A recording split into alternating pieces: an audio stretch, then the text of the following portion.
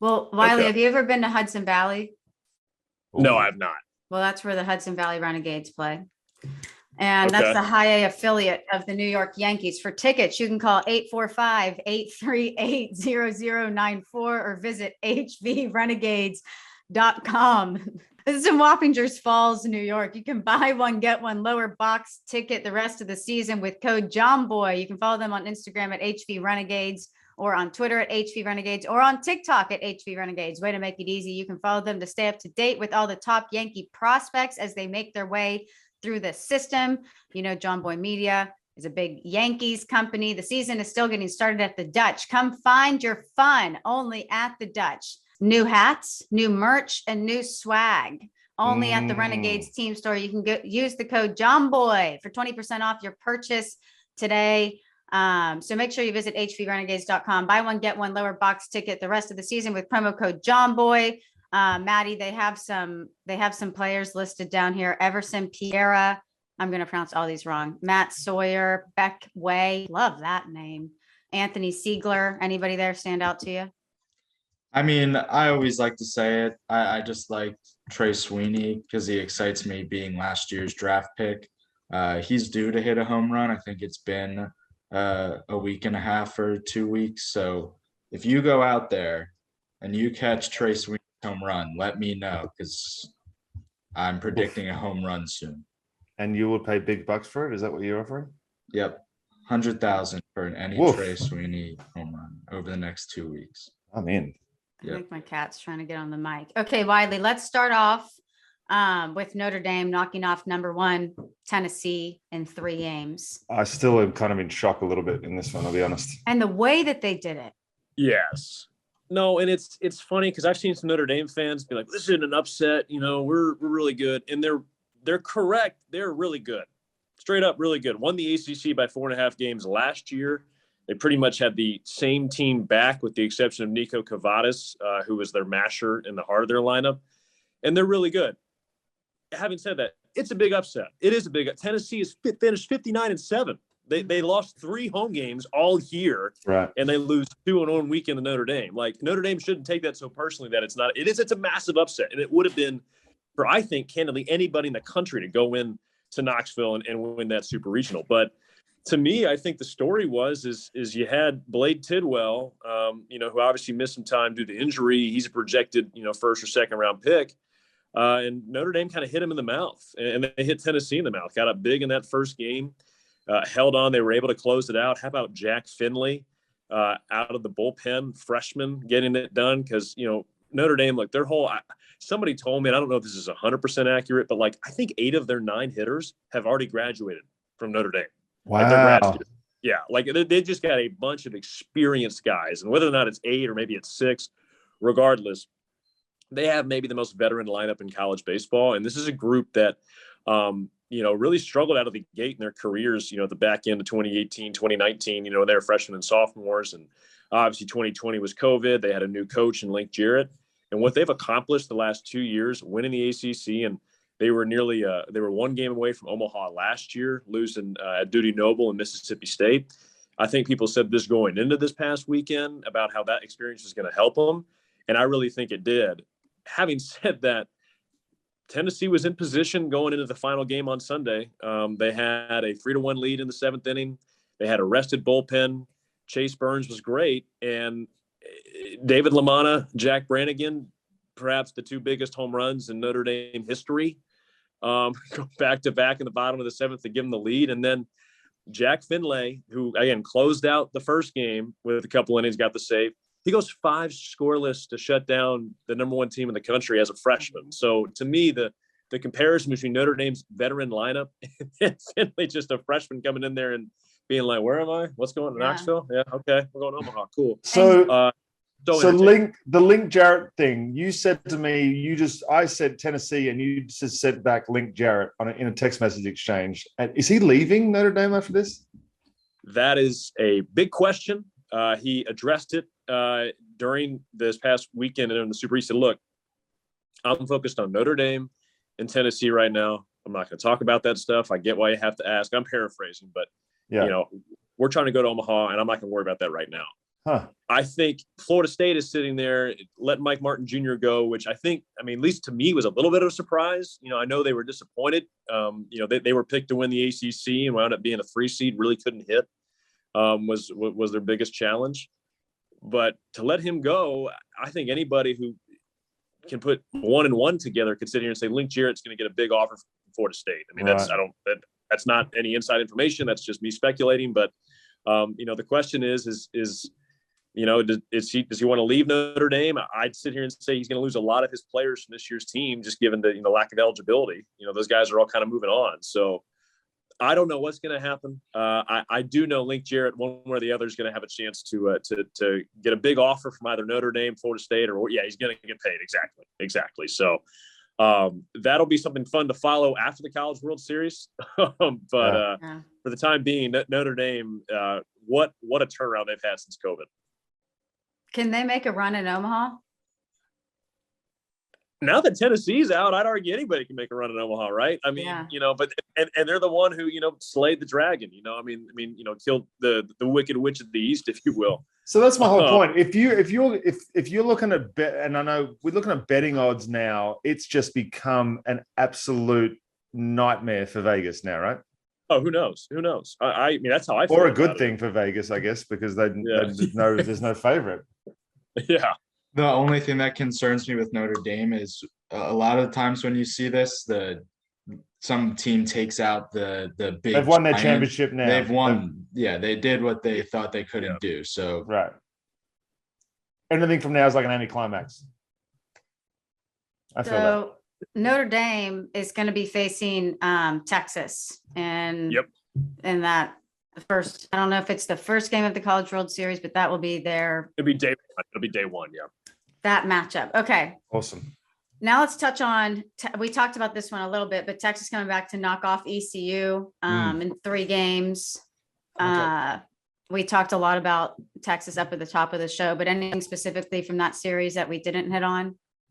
I think we hit most of it. Again, I just go back to the fact that Texas didn't really get a good start from Pete Hansen. They lost game 1, and they're down 7-2 in the 7th inning of game 2. I mean, I'm not going to say they were dead in the water, because it's super regional and you're facing Texas, who's now been to more than half of the College World Series all time. They've been to 38 of the 75. That's bonkers. So, until you close the door's not closed. But you get a 2-run home run from Douglas Hodo in the 7th. Another big home run from Skylar Messenger in the 8th. Dylan Campbell a home run in the 8th to give them the lead. And you guys have a chance to talk about Texas, going into this College World Series. But just shout out to East Carolina for and I know anyone in Greenville's sick of hearing this, because they want to get to Omaha, and I get that, and I don't blame them for it. But for a group that had their number 1 pitcher suspended for the season, ruled out ineligible by the NCAA, for a group that was 14-13 about halfway through the season, not just to get to game 3 of a super, but have a chance to host it, and what they did. Yeah. And Cliff Godwin Peters, another name as the head coach of East Carolina. His name comes up every year when it comes to, big openings, and we'll see what Florida State does, what Clemson does. Those are 2 of the bigger jobs that are open presently. But who knows? I mean, if he comes back to East Carolina next year or not, but I know it's going to leave a sour taste in his mouth and everyone else's mouth in Greenville. They weren't able to get it done. What kind of I'm not thinking about applying, but a head coach of, say, Clemson baseball, that's a 12-month commitment, 12 hours a day commitment, right? That is absolutely just recruiting nonstop. Just all you think about is college baseball all the time. Man. Oh, 100%. Yeah, no. And I think the big thing with Clemson in my mind is, that's a group, they went through about a 25-year period, I think, somewhere in there, where there was a stat where if you played for Clemson and you were there for all 4 years, you went to Omaha, period. Wow. They didn't again, there were some guys who may have only been there for 2 and got drafted, but any player who was there for 4 years went to Omaha at least once, and haven't been back since 2010. They let Jack Leggett go, an all-time Clemson legend there. And I'm not saying that was the wrong thing to do either. I mean, I think, it was pretty clear things were trending a little bit down. And Monty Lee came in there kind of in some ways similar to, kind of your classic rising group of 5 guy, knew the area well. and just wasn't able to get them going. They had the ACC Player of the Year in Max Wagner this season, but really just dug such a deep, deep hole in the first few weeks of ACC play. They really couldn't overcome it. They were close. I mean, they're probably a couple wins in the ACC tournament from getting in, and we've seen Ole Miss has shown us what, if you just get in, you got a chance. So I think for Clemson, that's a group who, got off to such a great start and just couldn't quite, get in there. So I'm sorry we ended up on Clemson, I guess. No, but we call that shitting down your own leg, Wiley. So is that what happened to Matt's layup in the back? Is that Not yet? Not yet. Yeah. All right. Who's Okay, we got Oklahoma upsetting number 4 Virginia Tech in 3 games. What stood out? What's the big storyline from that series? I'm going to write it down. I think the storyline is that Oklahoma in 2 of the 3 games held Virginia Tech's offense in check. And, look, I think even Virginia Tech would tell you if they were going to get to Omaha, they were going to have to get some serious offensive fireworks because they're pitching on paper, with all due respect to Drew Hackenberg, who obviously comes from quite a family line. His brother Christian was a star at a quarterback at Penn State, and the guy had a tremendous freshman year. But Virginia Tech in the 3 games, the most innings they got from a starter was 3, and that was on Sunday. Hackenberg lasted just 2 2/3. I think Griffin Green was an inning plus. On the flip side, Jake Bennett, 7 innings, gave up just 1 earned run against Virginia Tech at English Field, which I was reading somewhere an opposing coach likens English Field to Coors Field for college baseball, where it's almost like you're playing on the moon in a lot of ways. There's a ton of wind, ball really carries, and the turf is fast. I mean, you got ground balls that are looks like they're hitting those Mario Kart like accelerating bumps. Oh.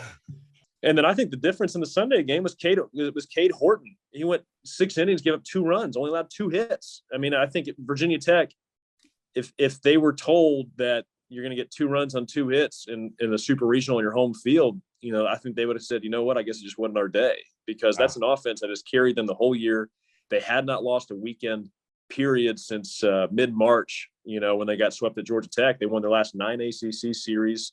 Won the ACC, the number 1 overall seed for a group that finished or was picked to finish last in the ACC's Atlantic Coastal Division. So, I think Virginia Tech had an unbelievable year, like maybe the most overachieving team in college baseball. A&M would have something to say about that, of course, but for a group that really hadn't done anything in close to a decade to be the number 4 national seed, really impressive. But again, I think it is just tough to win when you don't get any length out of your starters. And Virginia Tech had found a way to do that for the most part this year. But ultimately, you've got to be able to pitch a little bit to have success, once you get to this part of the season. Who is Peyton Graham the name on OU's roster? That's their shortstop. He had 20 home runs so far this season, Yeah. but is he the guy for them? Going into the weekend, I would have said absolutely. I think Tanner Treadaway, center fielder for them, had quite a weekend. He had 2 home runs in the deciding game. He's got 9 on the year. He's also stolen 20 plus bases. But I think if you're following prospect wise, Peyton Graham's, I think he might be, we're obviously recording this before Stanford and UConn wraps up, and Brock Jones is probably the prospect left in the field. But I think Peyton Graham's only a couple, 10, 15 spots behind him, according to Baseball America's list. So. Well, OU is going to move on to play Texas A&M on Friday in the College World Series. Texas A&M just swept Louisville in 2 games. Texas A&M comes in number 5. Louisville ranked number 12. What stood out to you from that series? 2 one-run games. I mean, I candidly, I think on paper that was probably one of the more evenly matched super regionals, and it didn't go the full 3. But Louisville had a lead after 5 in both of those games, and I think the difference really was, what Texas A&M's bullpen was able to do. You got Jacob Balish at the back end, who transferred from Stanford, and then maybe my personal favorite name in this entire College World Series field. His first name's Joseph. I don't call him Joseph. I call him Moo Menifee. His name's Joseph Menifee. They call him Moo. Okay. And he's just a back end of, reliever guy who he in a lot of ways, the quintessential college baseball player, just the looks and the whole aura of Moo Menifee is one of my favorites. And it's funny, I was doing the Texas A&M and Auburn series last year in 2021. It was late May. It was mid-May. And basically the stakes were the winner goes to the SEC tournament and the losers not going to postseason, period. And now both those teams making a super regional. A&M reaching the College World Series. Auburn, as we're recording this, still has one more game against Oregon State. But what those two teams have done in the West, just breathtaking turnarounds. And, Jim Schlossnagle brought in a ton of transfers. You got Is this Dylan his Rock. first year? Like, was he at TCU last year? Oh, yeah, Okay. last year. Yeah, 100%. And you've got guys, Dylan Rock from Texas San Antonio, Jack Moss from Arizona State, Micah Dallas, Texas Tech. We touched on Palace, Stanford. And to me, maybe one of the stars of the Super was Troy Claunch, their catching transfer from Oregon State, walk-off RBI single in game one. And his caught stealings in game two from behind the plate. Louisville loves to run. I mean, they're one of the best base stealing teams in the country. And he caught him twice in that game two in a one-run game. So between that and then the fact that A&M's bullpen did not give up a run in the two games against Louisville, they had 9 scoreless innings in the two games combined against a Louisville offense that is one of the top 10 or 15 of the country. Is that normal, or was that out of the ordinary for them? I haven't followed them week in, week out, but I mean, judging that they're the number 5 national seed and have put together the year they have, I can't imagine they were shocked by it. Sure. But still, I mean, to be able to do that on a big stage at your own super regional against a team like Louisville, really impressive. And again, Nate Yeske, their pitching coach, he's a Pac-12 guy, Oregon State, Arizona, has had a lot of success. And, between Schlossnagle and Yeske, those are two guys who've had so much success in the Pac-12 and the Big 12. Now for them in their first year in the SEC to come in there and basically just say, hey, we're here and we're going to be a top 5 seed and we're going to the College World Series. That's pretty loud in my mind. Yeah. And they were the first team that secured their spot in the College World Series. This is the first time that they'll be going to Omaha since 2017. But yeah, I mean, I hear Jim Schlossnagle's name. That's all Casey talks about. Jim Schlossnagle. Jim Schlossnagle. So really cool. I mean, I'm from Texas and Texas A&M. Oh, no doubt. Cannot stand Texas A&M. But congratulations to the Aggies. Do they have any big draft prospects? I mean, nobody that's going to be like a top 50 pick, right, Maddie? I'm not forgetting anybody. At least not this year. Yeah, nobody jumped into mine. And then when I control F on MLB.com's draft prospects, nothing even comes up in the top 200 for Texas A&M. Wow. Okay. All righty. What about Arkansas walking it off to sweep the best jerseys? Left in super regionals, really bummed about that one. Their jerseys in game 2 are so clean. They beat number 10 UNC in 2 games. Arkansas, Kevin Kopps, man, I know he's not there anymore, but that's what put Arkansas on my radar last year. I never paid attention to University of Arkansas one day in my life until Kevin Kopps. But what about, I'm trying to look up if they have anybody of note or anything from that series specifically, besides the third base coach wearing those J's. Yeah. I think the big story with Arkansas in that regional is their starting pitching.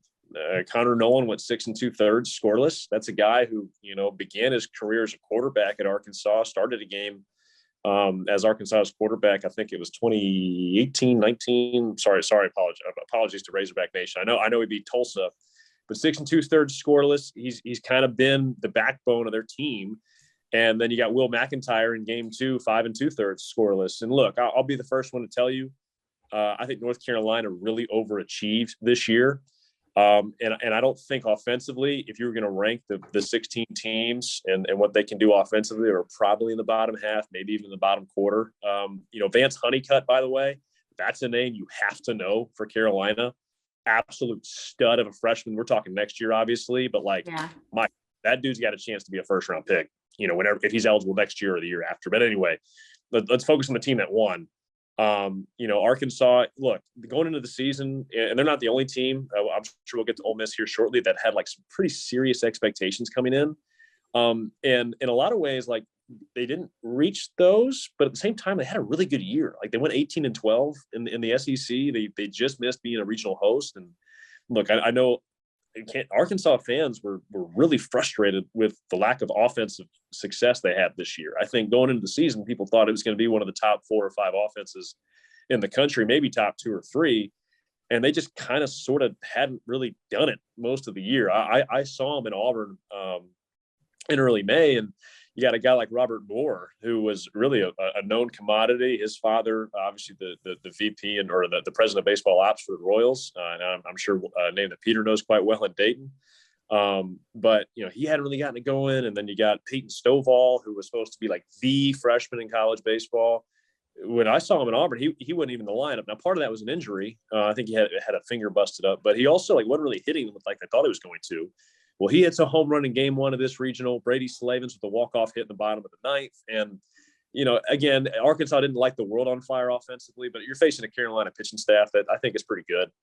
And they did enough. And again, I think this is a group, it's almost like that year after type of deal where it's like last year was supposed to be the year, the year, and then they're kind of lying in the weeds. Tennessee's basically who they were a year ago, although with a little more less likable, I suppose, for Tennessee than Arkansas last year.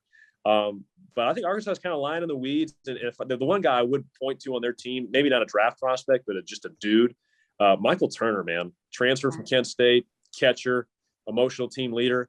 He took some real heat from a radio host down there in Fayetteville who really went after him for his answer in the SEC tournament at a press conference. And he and that group, they have dealt with more outside criticism for a team that had as much success they did than any team I can remember. And here they are in Omaha for the 5th time in the last 10 tournaments. Wow. And the way that they did it, the way that they were down 3-2 in the bottom of the 9th inning. Oh, yeah. Loaded the bases, walked it off. They're going to play the winner of Stanford or UConn, which is one of the 2 game 3s that we're waiting on today. By the time this episode comes out, we'll know the winner. I'm taking a hard left turn here. Okay. Okay. Hard left, because you talked about criticism, and this is something that I want to talk about that has absolutely nothing to do with college baseball and everything to do with Jazz Chisholm Jr. What did I miss when I was in Jamaica? There was a closed door team meeting for the Marlins, and they just railed Jazz. I have no idea. Called him Dennis Rodman. We don't know. We don't know details. I know what everybody else has read, but from what has been leaked, apparently there was a team meeting based on Jazz Chisholm, but I don't know that. What does a that's all we know. closed door meeting mean? Is that just the players? Just the players and maybe the manager. Okay, so is that a player who were you ever? Is that frequent? No, never about a player. But closed door. Yeah, if you go 0-14, you're going to have someone's going to flip the spread, or someone's going to have a meeting or something. Yeah. I would just assume that all meetings are closed door meetings. You're in a clubhouse. I think it's just to add, when they say breaking news, Kelsey's cat is sitting on the back of her chair. It's not breaking news, but that's how they get people's attention. Just closed door meeting. It was a meeting. It doesn't matter if the doors were open or fucking closed. It was just a meeting. Yeah. So this is just. Can you have a closed door meeting outside? Yes, definitely. Yeah. If you're in the Marlins Park, because it's a dome. Okay. Yeah. Okay. Jazz is still our king. Okay. Yes. Now I'm getting back on track. Ole Miss blanking number 11 Southern Miss in 2 straight games to sweep. Wiley kind of mentioned this earlier, but Ole Miss was the last team to get in. They were 64 out of 64 to make it into the postseason tournament at all, into a regional. So really cool to see them advance to Omaha. How have they been able to do that? How do you go from the last team in to one of the final 8 teams? Well, they've just kind of beaten the ever living out of the teams they've played. They've just body slammed everybody. It feels like they have pitched their tails off. They have outscored their opponents in their 5 games in the postseason 46-11. Wait, can you say that again? 46-11.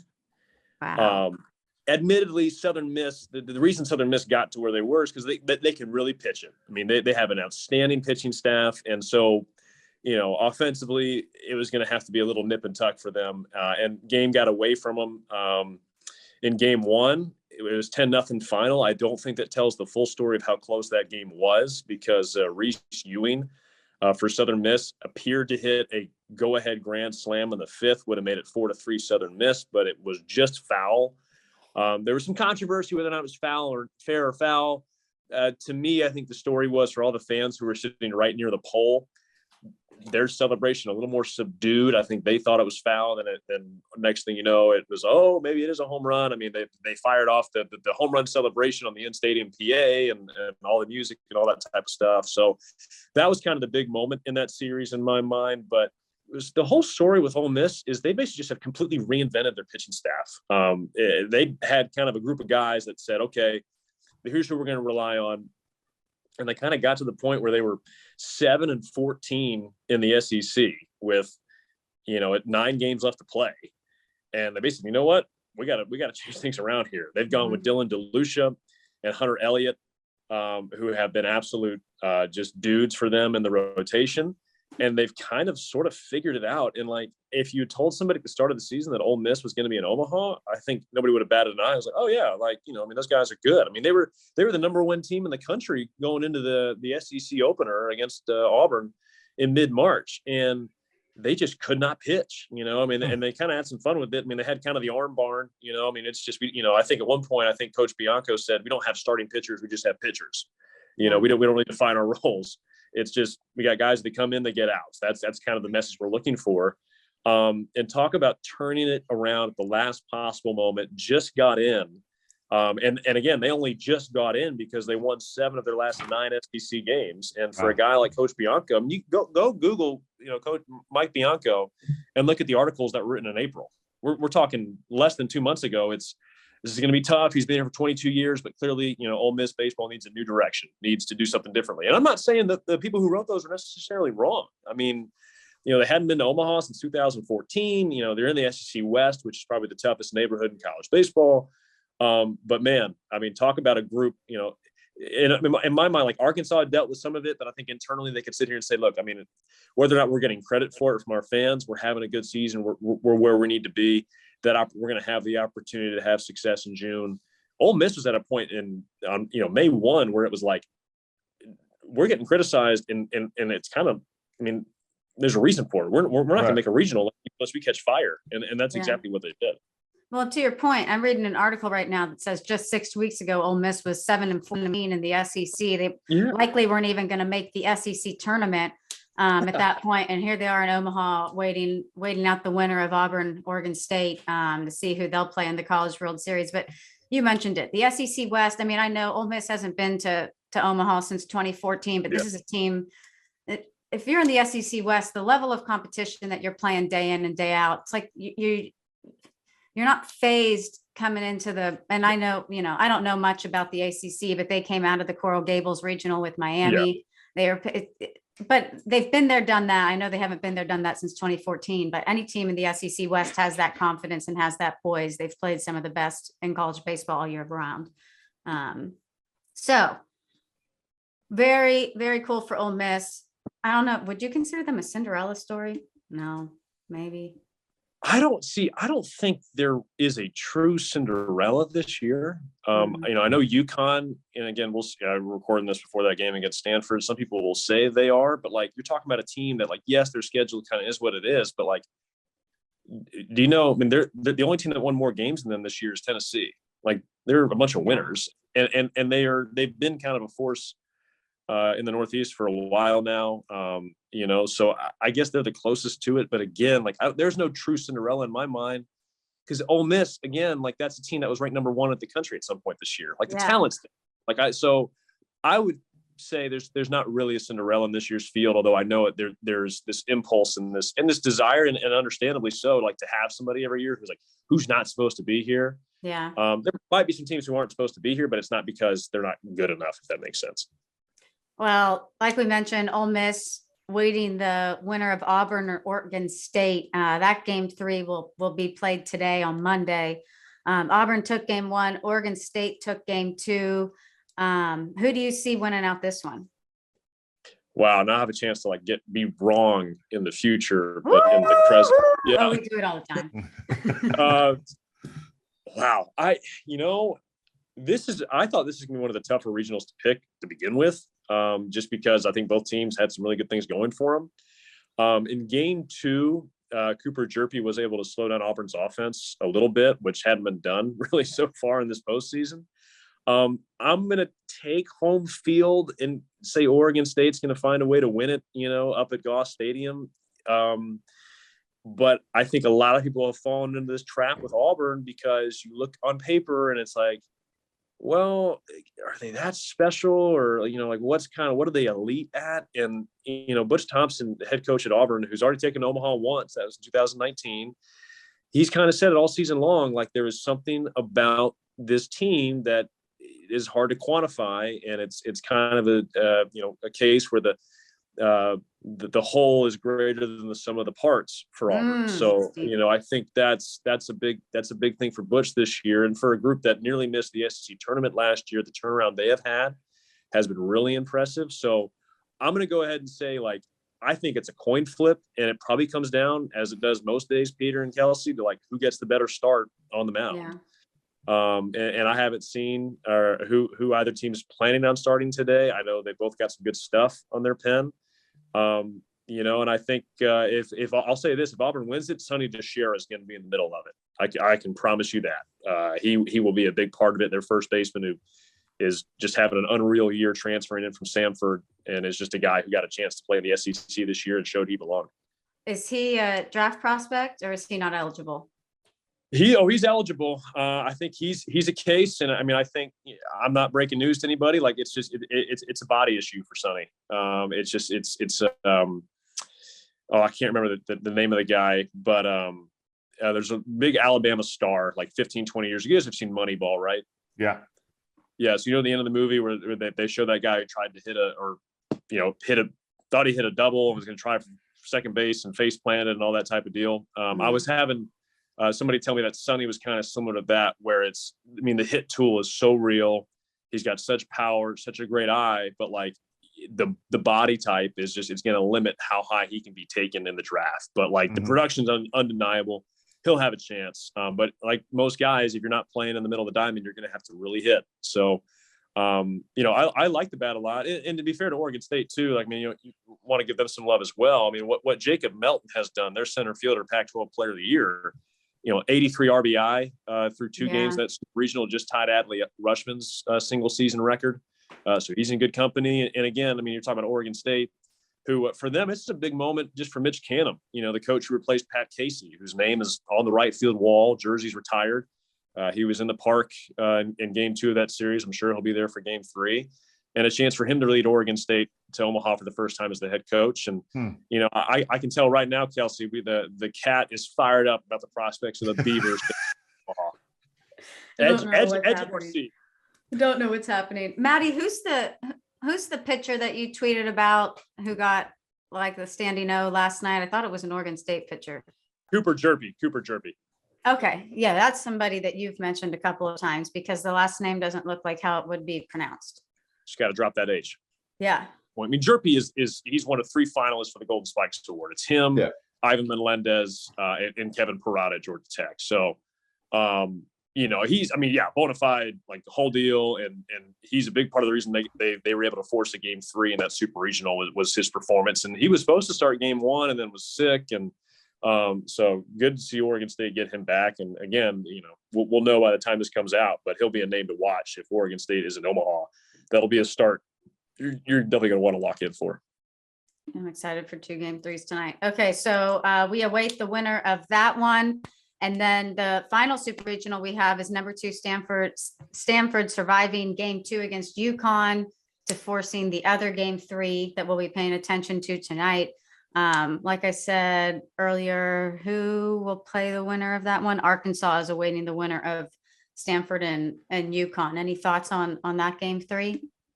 I think for me, this has been this was a series that didn't feel like it was going to be that hard to predict what happened. I think most people felt like Stanford, home field, all the offensive talent they have was going to have some success against UConn. But you did feel like, okay, you've got Alex Williams, Pac-12 pitcher of the year for Stanford going in game 1. He gets really beaten up. UConn was up 9-0 middle of the second. You're like, whoa, okay, didn't see that coming. UConn holds on for dear life in the bottom of the ninth inning in game one. They're up 13-6. Stanford hits 4 home runs in the ninth inning. They hit 8 on the day. And it was 13-12 before UConn was finally able to get the last out. So they got the win, first super regional win in school history for UConn. And then Stanford in game 2, they're going up against Austin Peterson, who first team all Big East, certainly in the running for Big East pitch of the year. He gives up 7 runs in a third. So you've got the Pac-12 pitch of the year. Alex Williams gets hit hard. That's game 1. Then a candidate for Big East pitch of the year. I think it depends on what outlet you looked at, whether or not he won it. But he gives up 7 runs in a third. So go try and figure out. I mean, we're thinking these games are going to go one way. They go the complete opposite way. But to me, it's hard not to bet on the home team when the home team's got Brock Jones and the home team's got Drew Bowser, who's hit 10 home runs his last 11 games. I mean, so with that said, I think UConn is it's one game. All right. It's one game they're going to have to pitch better than they did yesterday. They had a stretch between the 8th and 9th inning of game 1 and then the 1st and 2nd inning of game 2. We saw what Stanford's offense can do. And I don't think, I know UConn put up 13 in game 1 and, they can tell me to, look at game 1, but I don't know if they're going to be able to score a big number like that again. They've got to try and keep the lid on Stanford in my mind. And Maddie, you tweeted out something about Brock Jones, and Wiley, you alluded to it earlier, that Brock Jones is probably the draft prospect left in this field. But Maddie, you tweeted out Brock Jones had 3 home runs in game 2, and that's back-to-back years. He had 3 home runs in a super regional. So he is, let me see, where's he projected to go? I'm trying to look at the list. Oh, he's projected by 10. MLB has him He's 31. Yeah. But so that's definitely, he's an outfielder, definitely a name to the name to keep an eye on. Oh, look, Cooper Derpy is right below him, and then Peyton Graham's right below him. Those are 3 guys we just talked about.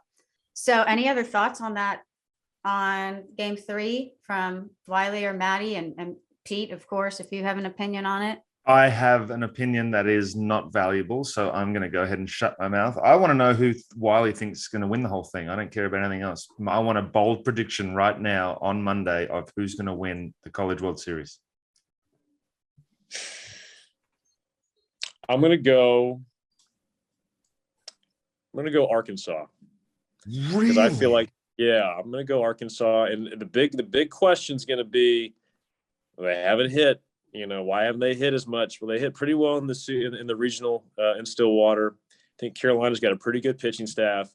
And to me, I kind of feel like they're finally playing their best baseball of the season. I think Ole Miss could say a similar thing because I feel like they struggled throughout most of the year.